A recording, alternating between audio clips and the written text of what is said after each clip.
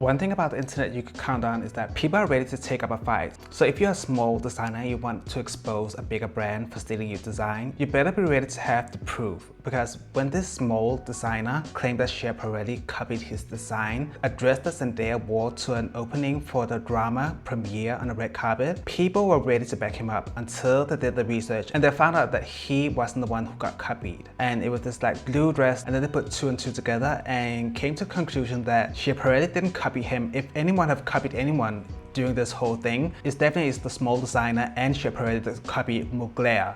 I wanted to show you guys his profile on Instagram and the whole post that he did, but he has made his profile private, so I cannot get a hold of it. So we're just gonna watch a video of a person breaking it down, what happened and the proof that he had, and then we're going to talk about it. This design was actually stolen by Schiaparelli from another designer, so Zendaya's dress for the premiere of the drama is said to be a ripoff. A young designer named Ben Tam said that Schiaparelli basically copied one of his designs from his graduation collection. He wrote on Instagram that he actually used to work for Schiaparelli, and after submitting his portfolio, which contained this dress, it caught his boss's eye, and a year later, this dress was released. Now, to my eye, this dress isn't exactly a one-to-one copy, but I mean, the color, the contouring, and especially this effect on the back, very familiar if it's coincidental at all, which according to Ben was inspiration from a blue morpho butterfly. And unfortunately, this is not the first time Schiaparelli has come under fire for this issue. Some time ago now, a small brand named Joe's accused them of copying their chicken feet handbag, so here's theirs, and here's the one Schiaparelli made. And Schiaparelli said that their bag was actually inspired by a surrealist artwork by Meret Oppenheim and is not related to Joe's. I would suggest you guys do the research if you're interested, come to your own conclusions about these allegations, but I will say that small designers often get ripped off by big brands, and the industry needs to treat them and their craftsmanship way better.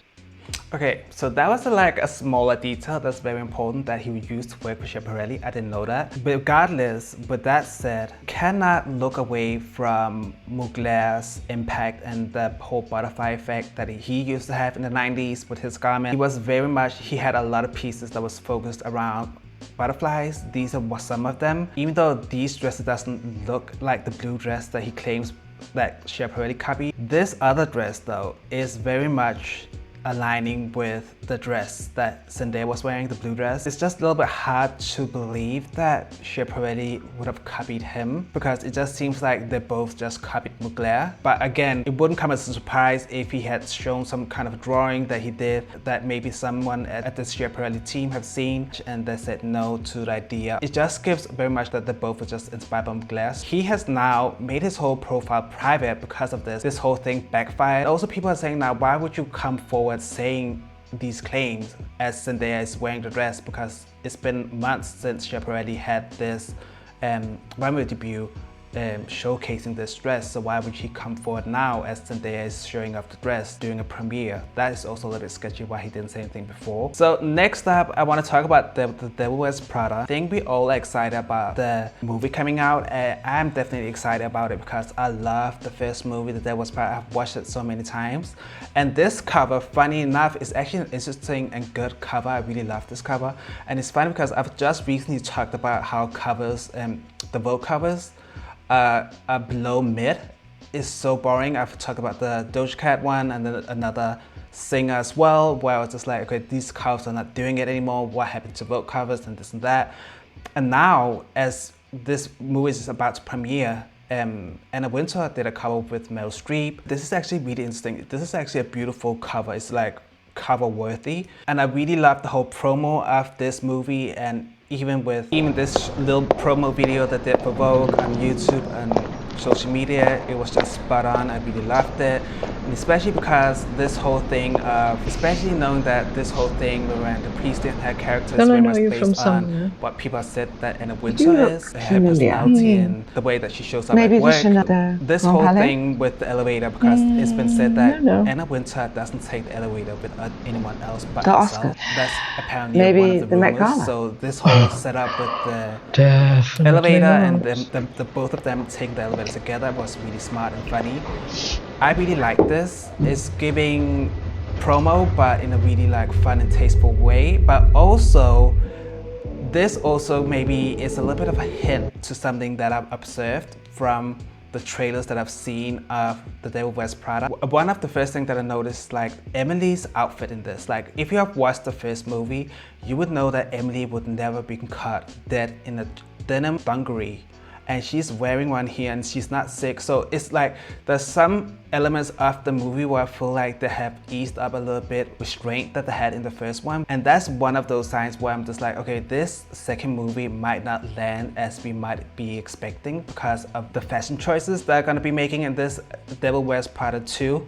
And also another thing that I've noticed is that Meryl Streep's character, Miranda Priestly, in the movie, she seems like she's a little bit more comedic. She has loosened up a little bit. And that's one of those things that I really liked about the Devil Wears Prada, the first one. Miranda Priestly, she had this like coldness and intensity about her that really came through the screen. And I really liked that because it really just played well with the whole fashion world and running like a big magazine and stuff like that. And we got these iconic scenes from it.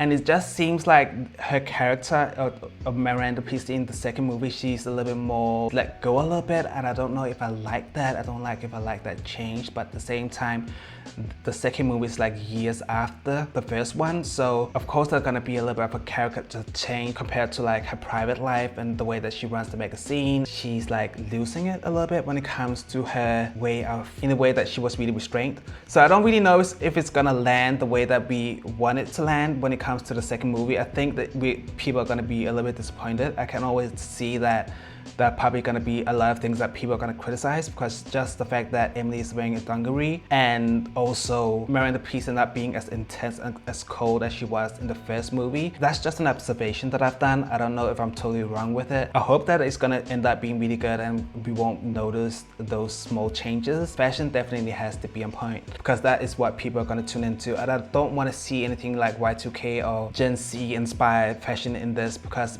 this is like, they're supposed to be wearing the biggest brands. They're supposed to be wearing the latest collection. They're supposed to be restrained. They're supposed to be on a fucking diet. They're supposed to be skinny as hell. Like they're just supposed to be all those toxic things that you would think about in the fashion world. I want to see that. I don't want to watch the movie and feel like they catered this movie for the Gen Z audience. I really want it to be dedicated for the millennial audience, and that's a big difference in those two generations. I think also that Gen Z kind of wants the millennial version of the Devil Wears Prada and not probably the Gen Z that they're gonna try to appeal to.